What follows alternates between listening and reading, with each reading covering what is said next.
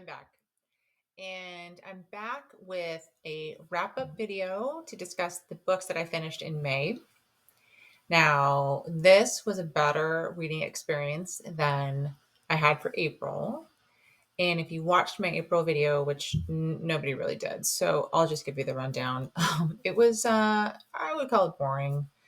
And in kind of, for more reflection, I think I wasn't really in the mood for some of the books that I read. This really were like character studies and I was just like, where's the action? And I just kind of missed the memo that I had picked up a bunch of character study books, like angsty character books. So character driven books, but it's fine. That's on me. So I think the lesson in the future is, if I'm not feeling something, even if it's on my TBR and in my TBR video, I should put it down because it's about enjoying myself and reading for fun and not for um like some to-do list. So, and that's what I'll say.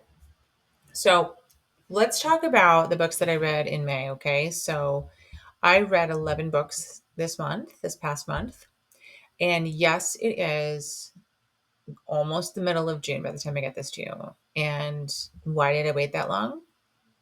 Well, I do what I want, as we all should.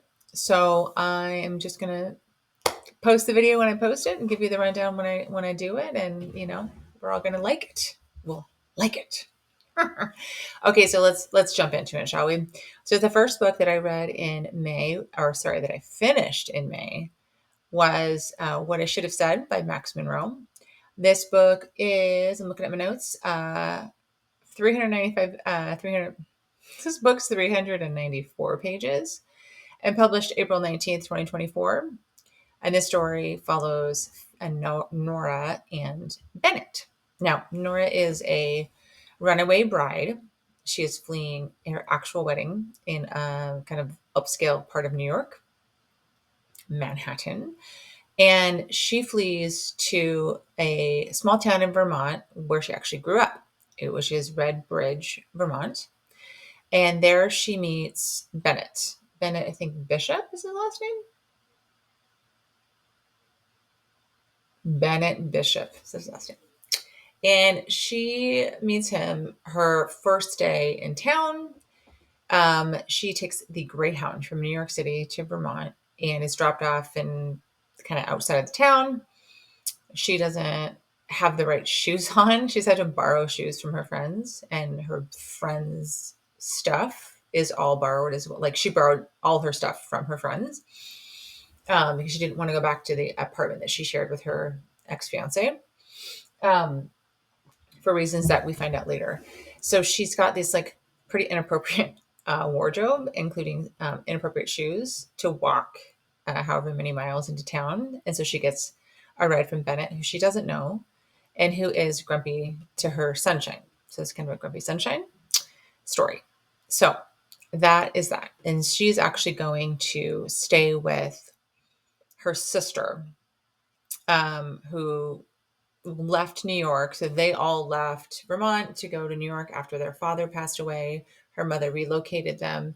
And then as soon as Nora's older sister could come back to New York, or sorry, Vermont, she did, where she's been living ever since. So it's been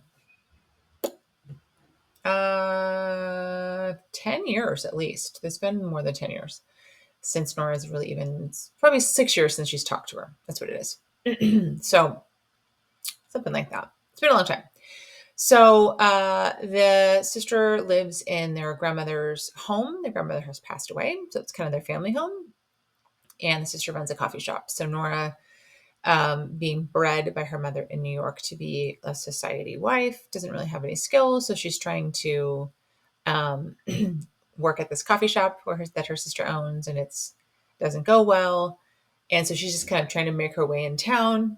And she responds to a job posting from an artist for an artist assistant, and it happens to be Bennett who has put up this posting in the local grocery store with the idea that nobody would see it and nobody would respond. So Nora, she responds to the ad and she passes. the she passes the test and is hired as the assistant, except Bennett doesn't know it's her. So that's the kind of setup. So they end up working together. So this is a um, kind of grumpy sunshine, boss employee, small town um, kind of series story, right? And it's also a single dad because Bennett has a daughter. I won't say much more than that. And now let me tell you about this, my kind of feelings about the book. So this book was the first one that I read by this author. I had kind of picked up a couple other books. I can't remember the name of any of these other books and just kind of flipped through them and didn't really finish or even like download the book after having read the sample. So for whatever reason, I decided to read this story and I did really enjoy it. It was really emotional and I did give it 4 stars. It was, I would consider insta love in kind of the way that for me is a little odd. So if you're not somebody who likes insta love, that part might bother you. But I don't know. It was pretty funny. The kind of setting in the small town was interesting. The next book is about Nora's sister, so I think it's going to be good. And so I will read that. And I did really like both Bennett's character and Nora's characters. And then there was some kind of drama. Whatever had Nora leave her fiance at the altar isn't revealed until later in the story, and it is interesting. I thought it was really good. So like I said, 4 stars, and I will read more from this author. So good job. Okay, and then the next book that I finished in May was When We Lied by Claire Contreras. And this book is 432 pages long and was released May 2nd, 2024. Now, this is related to Until I Get You. It's like the second. I don't necessarily think they're a series, but they're in kind of the same world. And you do get cameos by the characters from Until I Get You. So, When We Lied is the story of Finn and Jocelyn. And Finn and Jocelyn meet at an event. Jocelyn is actually really good friends with Finn's sister. And they meet, they kind of have a tryst, they go their separate ways. And then 4 years later, they come back together after a tragedy has happened. Now, Finn comes back into town when there is a pro hockey team that is um, like starting up in this town of Fairview. Um, Small town in California getting a professional hockey team. Okay. So anyway, so Jocelyn is, I don't remember what she does for work, but she works in Fairview, or she's finishing up school or something along those lines, but she's still in Fairview. Finn comes back. He's been in the NHL for a little while, but he's been recruited to come back into Fairview to help kind of get this team off the ground.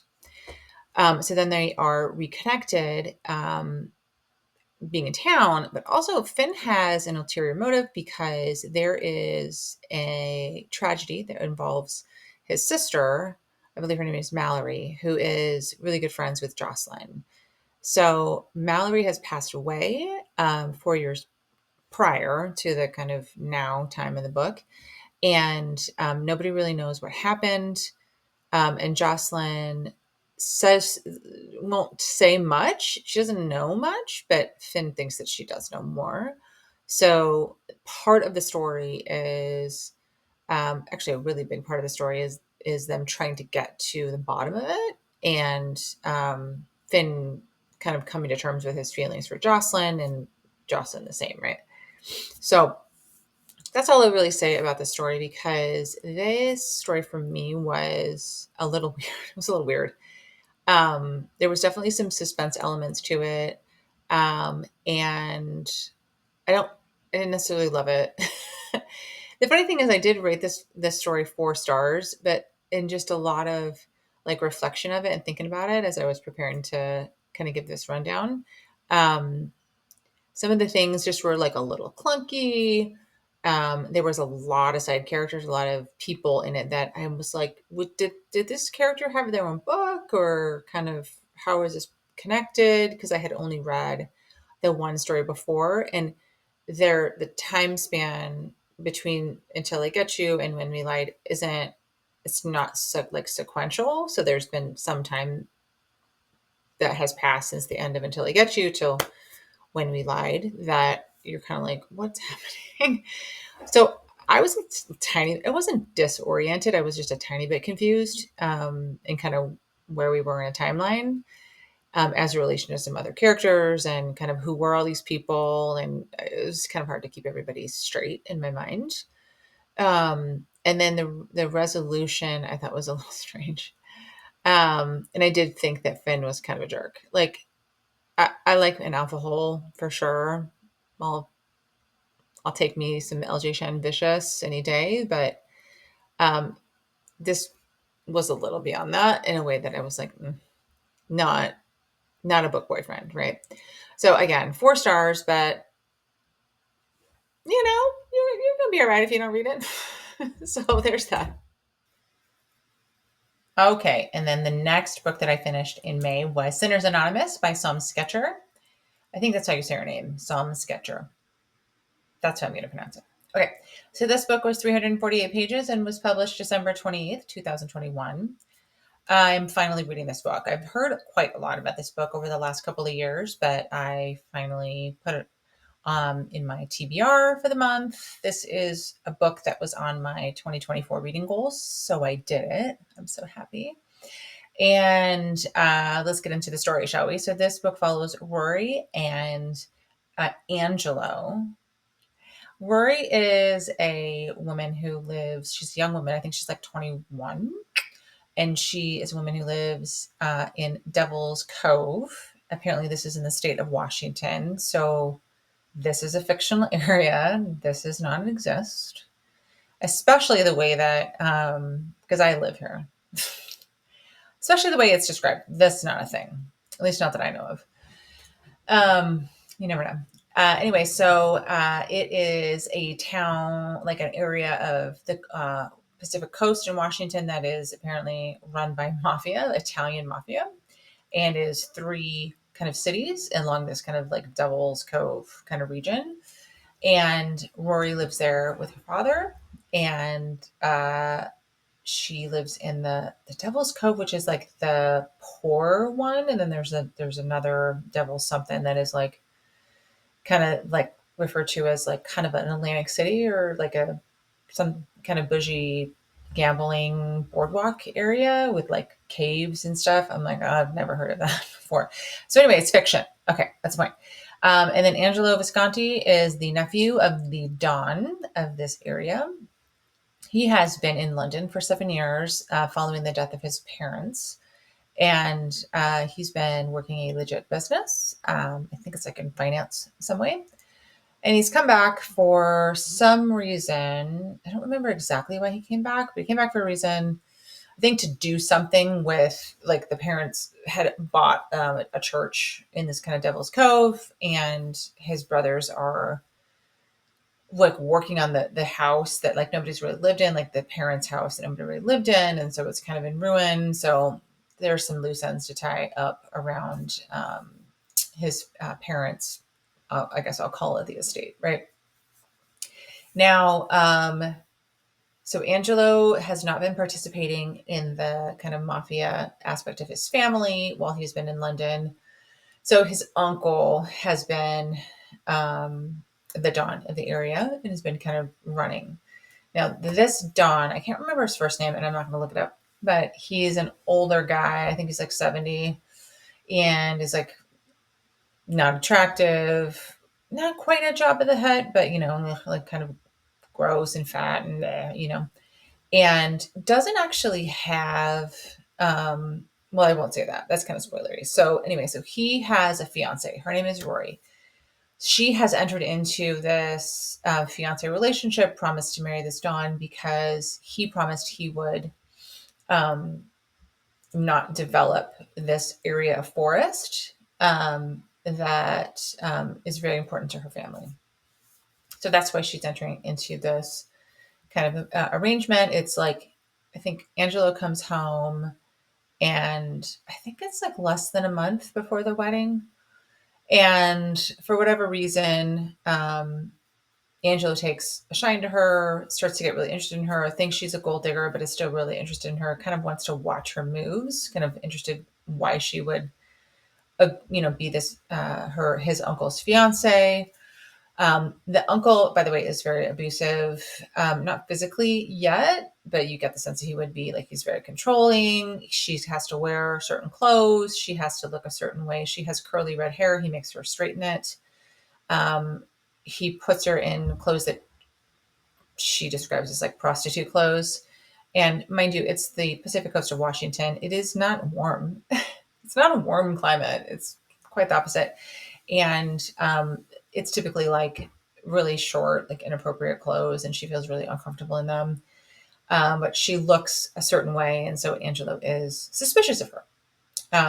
And so there's just the kind of the whole story of him trying to figure her out, her trying to really kind of come to terms with the fact that she is like putting herself in this position for a reason, like really, really sacrificing herself, really not looking forward to it, really trying to find a way out. And along comes Angelo, and their story goes from there. So I did really like this book. This is book 1 of 5 in the series. There are 3 that have been published, and I think the last one was published in 2022. So I'm not sure what is going to happen with books 4 and 5, like who that's. I mean, there's another brother, I would imagine, because so Angelo got 1 book, and then his brother Rafe has a duet, and then there's a 3rd brother, and I imagine he either gets 1 or 2 of the books, but they're not out. I can't find any notification except for a delay for those books from like a year ago. So I don't know. But anyway, back to the story. So the thing about this, why it's called Sinners Anonymous, is because these brothers run a service that is called Sinners Anonymous, that people can call this hotline and they can confess their sins. Now, I think what people don't realize who use the service is that it's these 3 guys are like listening to the confessions, and they are taking action to kind of like if a bad person has done something bad and like against somebody who deserved it, like, oh, my boyfriend was beating me, so I slashed his tires or something like that. They'll like go take vengeance on that boyfriend. So, and then if somebody does something bad to somebody else, but whoever did something bad actually deserves payback, they'll go exact retribution. So they kind of try to honor their mother, who was a very good woman in their eyes, to kind of counteract the bad stuff that they do. They're like vigilantes like that. So it's interesting, just kind of a smaller kind of aspect of the story, but important to kind of the tension and wrap up. So the thing about the story is there is a 15-year age gap between Angelo and Rory. And this is a slow burn for sure. This is forbidden. This is an uncle's fiance. This is Grumpy Sunshine. This is a dark romance. There is spanking, and this is a rich anti-hero story as well. I was looking at my notes.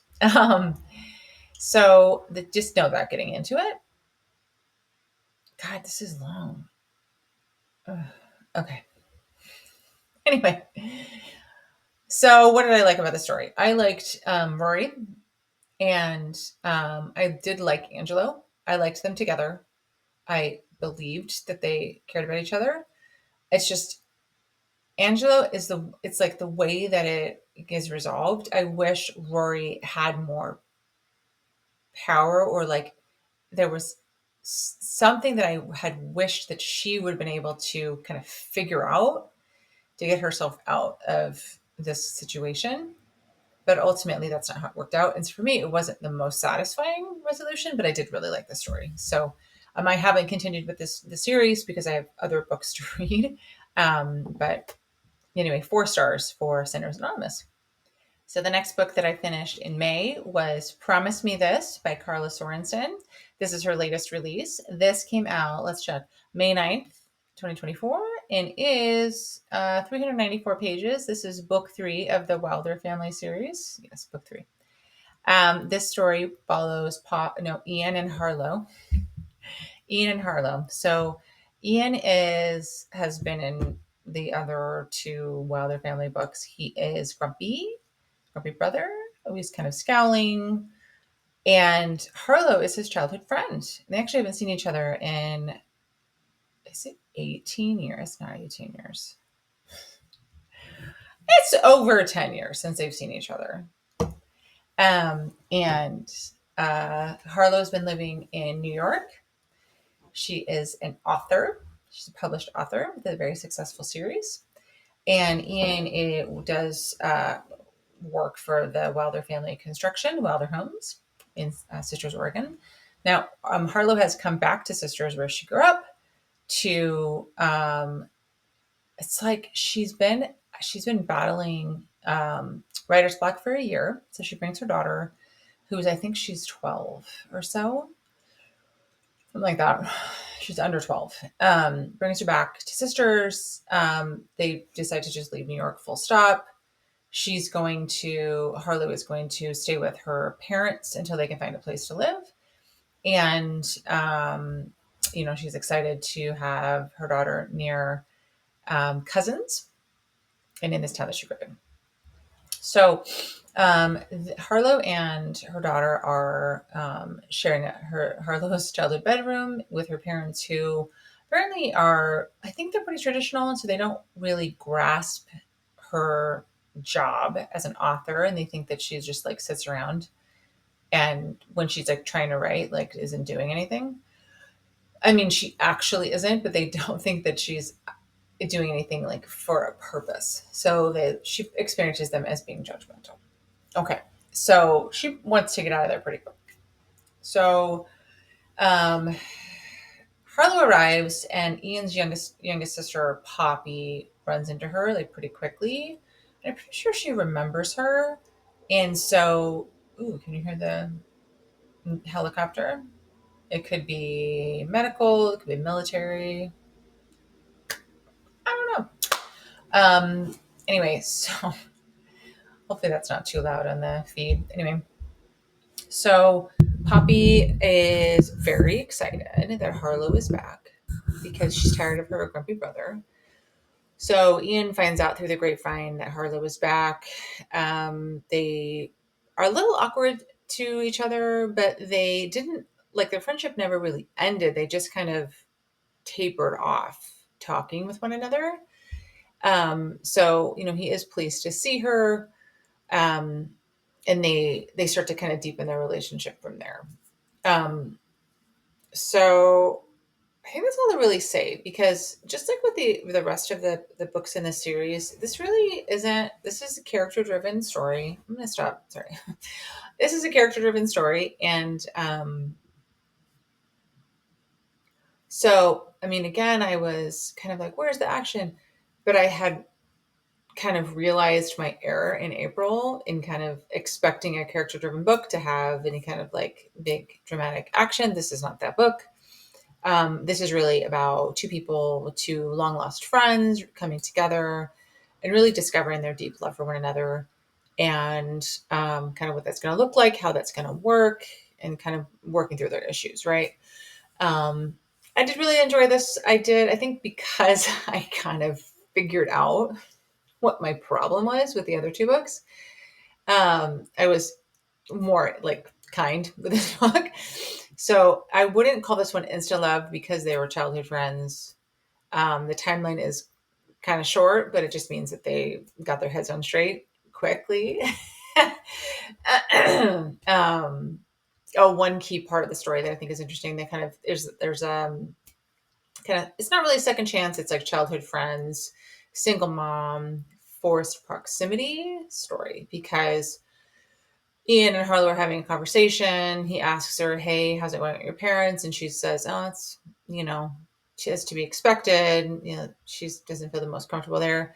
Ian has this really big house that's just got him in it. So he invites them to move in. So they get to know each other in his house. And that includes her daughter too.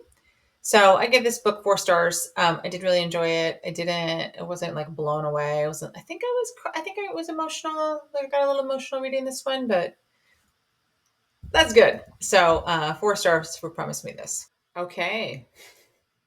So then the next book that I finished in May was Skies Over Caledonia by Samantha Young. This is book 4 in the Highland series. This book published May 9th, 2024, and is 345 pages. This follows Jared and Allegra. Now, we have met Jared and Allegra in the previous 4 books, or 3 books, excuse me, of the Highland series. So this is their story. So this is a marriage of convenience. So it's like small town, kind of rural boy, famous family, big city girl, poor, wealthy, kind of. And there's a little bit of an age gap. I think he's like just like 5 years older than she is, or something like that. Nothing crazy. So this is their story. So at the end of book 3, which is Through the Glen, I think, or Among the Heather, it doesn't matter. Sarah Mokola's story. Jared is Sarah's cousin, and at the end of her story, whatever happened, and 5 years have passed, and so Allegra has been spending those 5 years, spending half of the year in Scotland. She wants to live there. She just hasn't been able to procure a residency visa. So this last trip, she almost gets turned back at the border. They're almost like, you can't come back here because it looks like you're trying to live here without actually having the right papers. So she feels like she's got a countdown, and she's like, oh my God, I do not want to be in the United States. I want to be here. I love the Highlands. This is where I want to live. So she had met Jared. They had almost hooked up like 5 years previously. And so she spent the last 5 years like trying to avoid him. And he's been trying to avoid her. He's like really into her, but just doesn't think that they have anything in common. And their like social circles are too closely related. So he's like, I just need to forget that she exists. So at the beginning of their story, she like goes to hit for whatever reason. I don't remember what happens, but she decides to like propose to him this marriage of convenience. I think she finds out that the farm is struggling, and she's like, I have this huge trust fund, and I need to have a reason to start. I need to be able to stay in this country. So she goes to Jared and proposes this arrangement and basically gives him access to her money, which I've never heard that before. That was cool. And so he is like, this is a terrible idea, but let's do it. He has an idea for what he wants to do on the farm to have it be like, have sustainable money that's not just with farming. Like tourism, basically, like a way for tourism on the land. And so he agrees to it, even though he's like, this is a terrible idea. So he basically, her terms are that, okay, we have to sell this to an immigration board. So we have to make people believe that we're like in love. So they go about like lying to everybody and being like, yeah, we're in love, because they don't want anybody to get into trouble to have to like force them to lie to any kind of immigration officer. So they basically are like, yeah, 18 months, we'll be together, and then we can go our separate ways after I've gotten citizenship or whatever permanent residency secured. This is on Allegra, right? So the story kind of unfolds from there. Like they really, really resist each other. It's really, really hard. They're really attracted. They always have been really attracted to each other. So that's tough. Now, there's some suspicious and kind of violent things going on the farm. That is another aspect of this story. Now, again, there's always some kind of element of suspense in each of the stories in the series. So this is no different. It does result in Allegra getting really seriously injured towards the end of the book. So I'll tell you that. That's a little bit of a spoiler, but not really. So there's a couple of different ways it could go when you read it. So I won't spoil the ending, but it makes it pretty interesting. So I didn't like the story as well as I liked the previous book, Among the Heather. Through the Glen. Third book. Can't remember. But it was still, this was a still a 4-star read. I did really enjoy it. I liked Sarah. I even liked Jared. I kind of really understood their internal struggles. So remember that Allegra is Aria's sister, and Aria for me was very annoying as a heroine, and Allegra was not. I found her to be kind of spunky and interesting, and you know, her just kind of believable in the life that she led, and the kind of, I mean, kind of a cool chick regardless. So anyway, 4 stars for Skies Over Caledonia by Samantha again. Okay, so then the next book that I read in May was Not So Truly Yours by Julia Wolf. This is book 4 in the Heart of the Fall series, the Harder They Fall series. So this is this released May 16th, 2024. How many pages is this? Come on, this is 355 pages. Probably a little shorter because they have like extra stuff in the Kindle version. But anyway, okay, so the story follows Miles and Daisy. So Miles is Weston's brother. Weston is the hero from the first book, which is uh, Your Dear Grumpy Boss. Yeah, that's Weston's story. So this is Miles's story. Now, in the author's note, she had initially planned to give Miles a story, but he, as a character, just suddenly got main character energy throughout the kind of progression of the series. But so this is his story. So we meet Daisy upon the book's opening, and she has a cupcake and charcuterie little small business. She rents kind of table space in a bar in Denver. And now this bar is owned by a friend of Miles's. So Miles hops behind the bar to help this friend out, and meets Daisy when she has one of her nights where she's selling her cupcakes and charcuterie platters.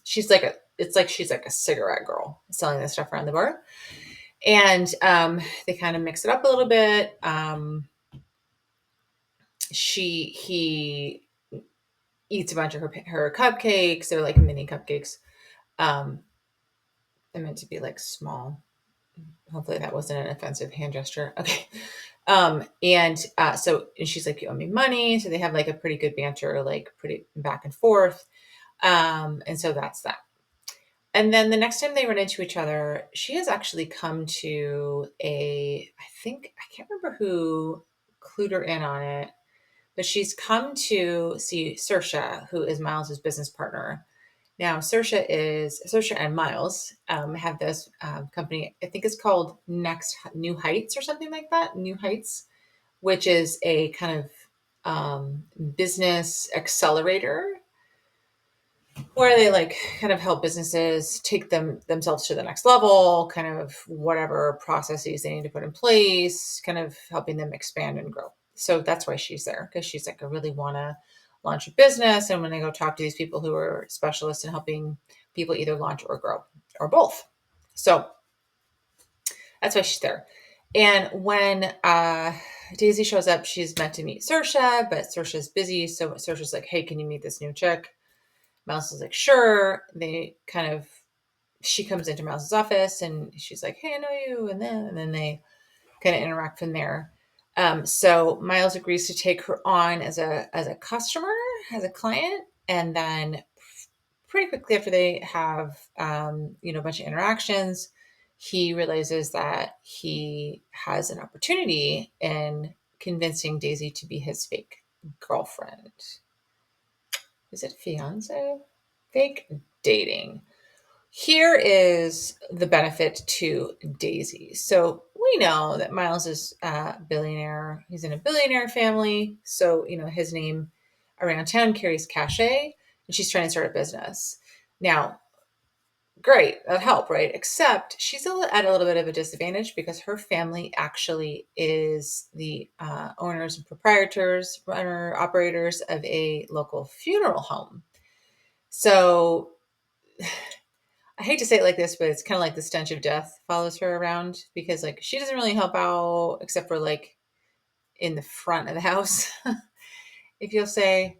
But everybody knows that's what her family does, and so they were kind of like hesitant to get involved with her outside of that. So it's limited her growth potential. And Miles is like, "Hey, you can use my name and my like relation or like fake relationship to, you know, get some cachet in town, kind of remove the, like I said, the stench of death." And for Miles, you know, he really has people kind of breathing down his neck, kind of like, what's going on with you? You know, are you going to settle down ever? And so it gives him a like veneer of responsibility. So Miles, as we know from previous books, deals with addiction, which is something that he is working through in this story, although it is kind of on the other side of it. And so their story kind of goes from there.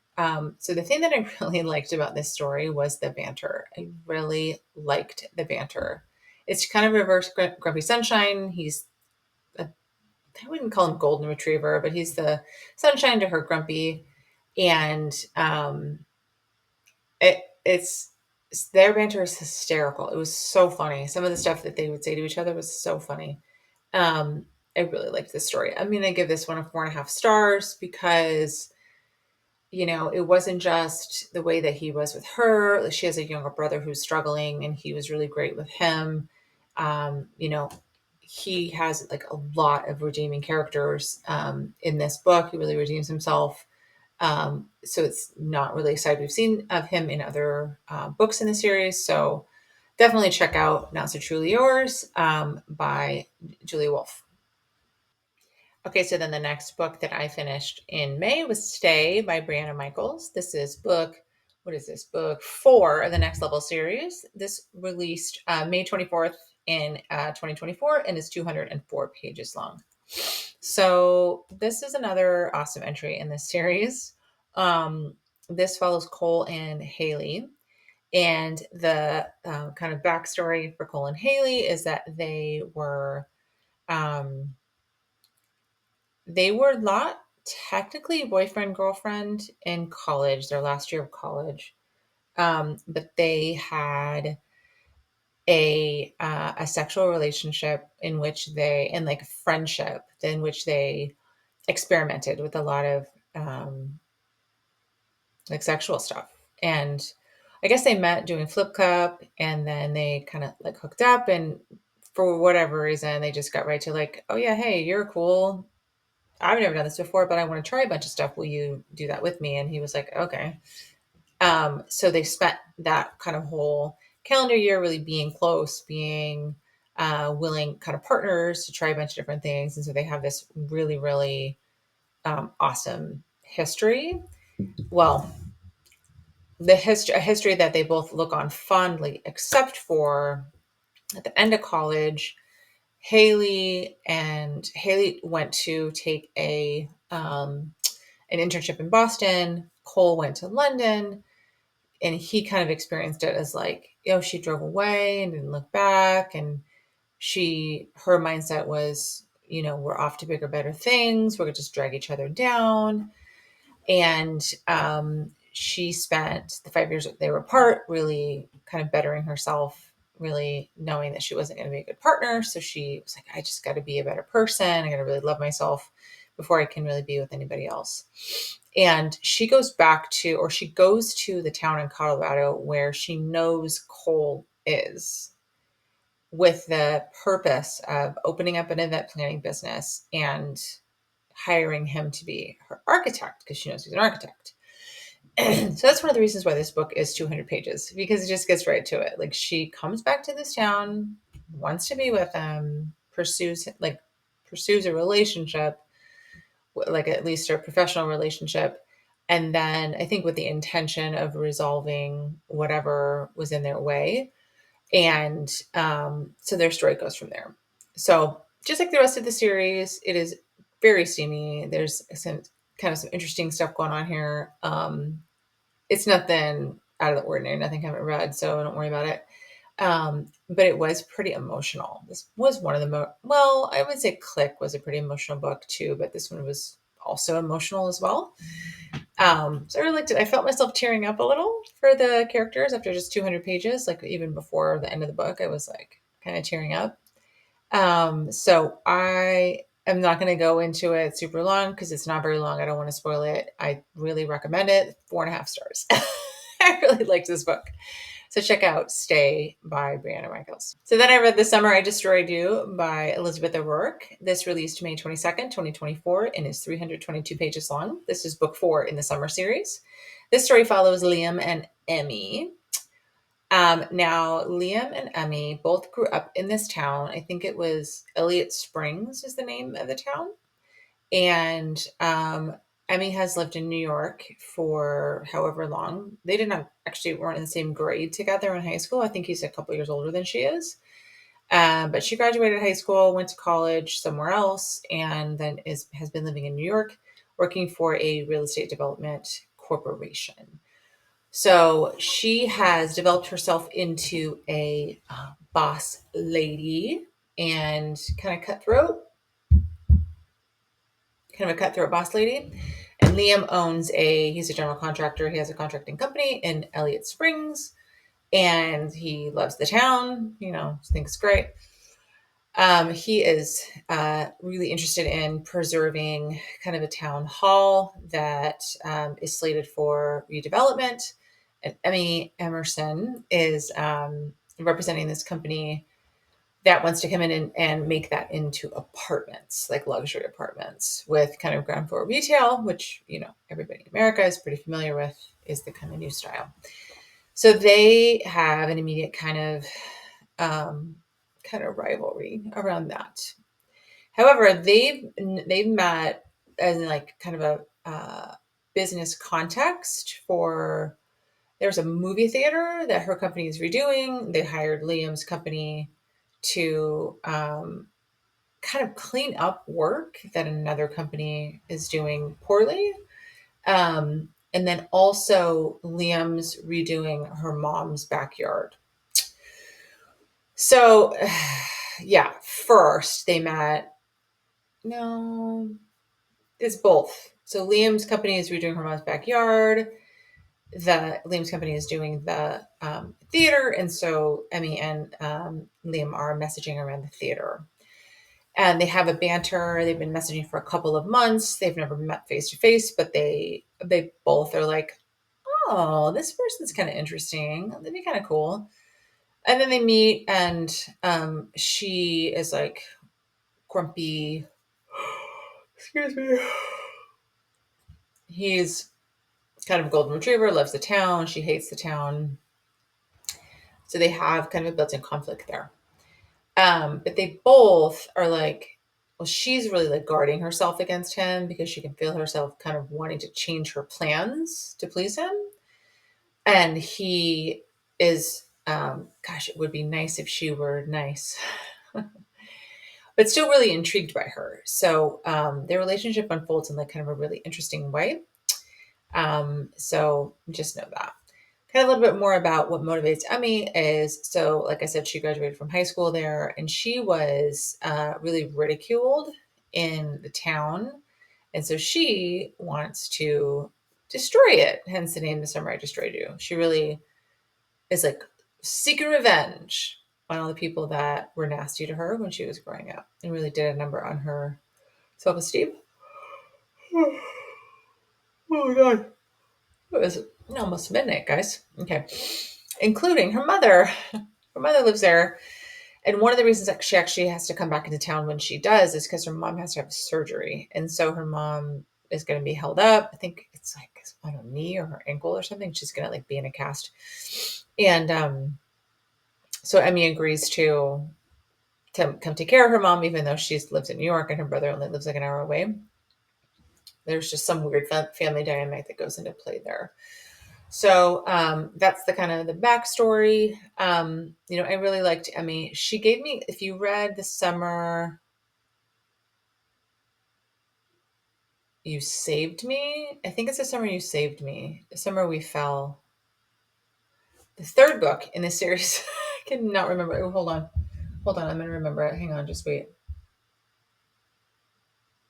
The Summer You Found Me is the third book in this series.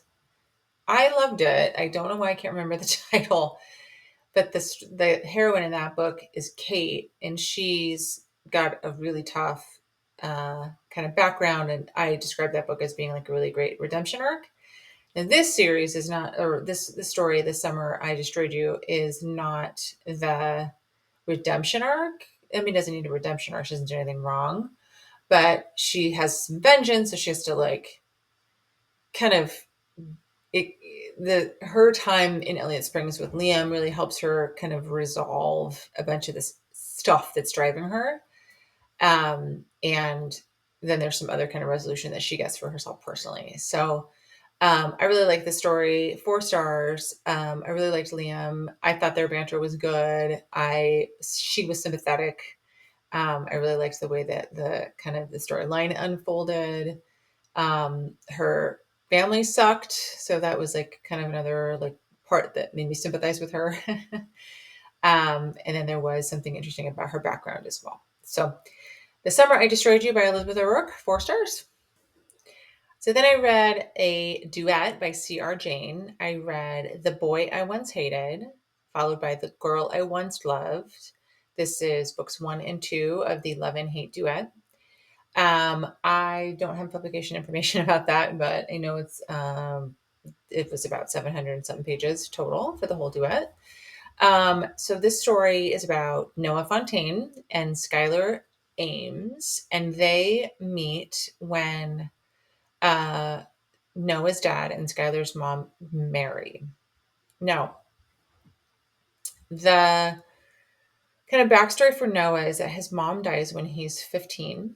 She has cancer and she goes into hospice. And so he's very, very torn up by this. His dad, he experiences his dad kind of having like going fishing a lot and um, not really being there for her mom in her final days. So he's got a lot of resentment toward his dad. And the funny thing is that Skylar's mom was Noah's mom's hospice nurse.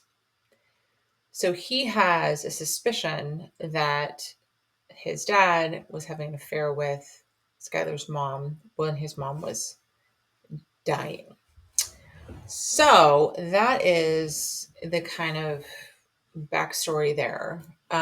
So about 10 months after Noah's mom dies, his dad makes him come to a dinner with Skylar, her sister Daisy, and their mom. I don't remember their mom's name. And just to announce that, hey, they're dating. And Noah's like, I remember you. And that's that. And I think they move in to, I think they moved in. They either moved in right when they started dating or when they ended up getting married. I can't remember, but it was like pretty quick in succession. So there's about 2 months in between the time that they announced to the kids that they're dating until when they go to get married. So it's a little, I don't know. I can see why the kids were suspicious about that, at least Noah, right? So at some point, the girls move in to Noah and his dad's house on Thatcher's Bay. It's an island off the coast of Falmouth, Massachusetts, because Noah's dad is a commercial fisherman and Skylar's mom is a nurse. So she ends up taking a nursing job on the island. The girls start going to school on the island, and that's that. Now, Noah is a very popular boy. I think he plays football. They always play football. And Skylar is a bookworm. She actually writes stories already that her sister loves and makes her read. Like, oh, I want to read this book. And she considers herself kind of a bookworm, kind of a loner, introverted. So she really is looking forward to a chance to kind of reimagine herself, kind of reinvigorate herself in this new school. But Noah's really resentful of her right away. something about Skylar's sister Daisy. She's just like queen bee, can't be bothered, kind of a wild child, but like people like she's just like the epitome of a girl who's like kind of always going to be popular wherever she goes. So that's happens for her in this new high school as well. But Skylar is a little bit more awkward. So anyway, I won't get to too much more about that because let me tell you about how I felt about the book. Okay. So they have this kind of tumultuous relationship for the first couple of years. And then at some point they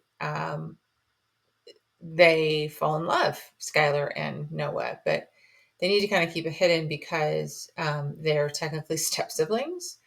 And then something happens that Skylar feels the need to flee from the island before college and then never look back. And I think there's something like 7 years passes. And so the end of The Boy I Once Hated, she leaves the island. Spoiler. We know it's a duet, so there's going to be some cliffhanger, okay? It's not the big of a spoiler. She leaves the island for some reason, which I'm not going to tell you. And then the beginning of The Girl I Once Loved, 7 years have passed. Skylar's in a relationship, and she's never told this person that 2-year relationship, she's never told this person she loved them. So she gets dumped. And about that same time, Daisy, her sister, calls up and says, girl, you need to come back to the island. I'm getting married and you're my maid of honor. And I need you to be here to plan everything. And she doesn't want to go back to the island, but she will do anything for her sister, but she hasn't seen her very much over the last 7 years. So she feels like she owes it to her. So she goes back to the island. And then Noah's there and he kind of, I think he tries to win her back, but to me, he goes about it in kind of a weird way. There was just something about this story that I wanted to really like it. I just thought it was clunky. It's a clunky story. And I don't know that it was really helped by the fact that I was reading a similar story at the same time, which I'll talk about a little bit later in the video. So for me, this series was a three-star series. This duet was a 3-star duet. So that is The Boy I Once Loved and The Girl I Once Hated by C.R. Jane. And finally, I read Untouchable by Sam Mariano. This book published in 2018, December 16th, 2018. It is 494 pages. And this book is the story of Zoe Ellis and Carter Mahoney. Now, this has been described as like the quintessential bully romance and is listed as a dark bully romance. So let's get into it. So opening scene, Zoe describes being kind of harassed at school. She had, I'm not going to say, she had basically felt she had been kind of sexually harassed by a football player at school, told the coach benched the player. And ever since then, she has been receiving kind of taunting, threatening, just like gross stuff in her locker. She's been called,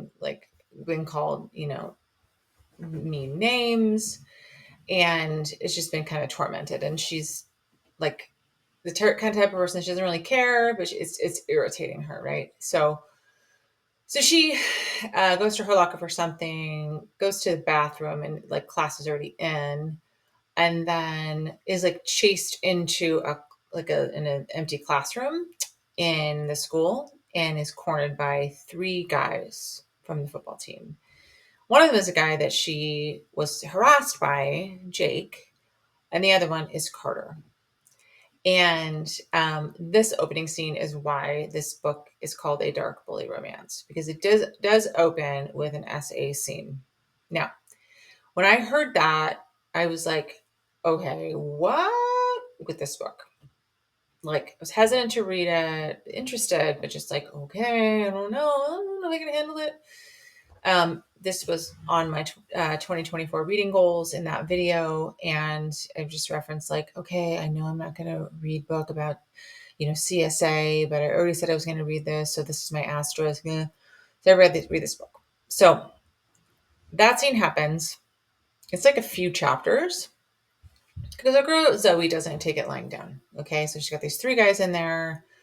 She's taking her time to kind of think about the situation. How can I talk them out of this? How can I get out of this? She doesn't resort to like screaming or like trying to like physically push them off. She's really trying to use her wits, keep her wits about her, and use her kind of like what she thinks she understands of people to kind of like motivate them to leave her alone. And it kind of works against her because the result of that interaction she has with Carter is he's now really taken with her and he wants her to be his. Now, this is a boy who has never had a girlfriend, who is, well, he's had a girlfriend, but he's never had somebody who he cared for the way that he ends up caring for Zoe. Now, their relationship is super interesting. Now, to keep this in mind, this is fully told in her point of view. So this is only her point of view. We do not ever get chapters with his point of view. So what you get pretty quickly is an insight into the way her mind works and the way she thinks about Carter.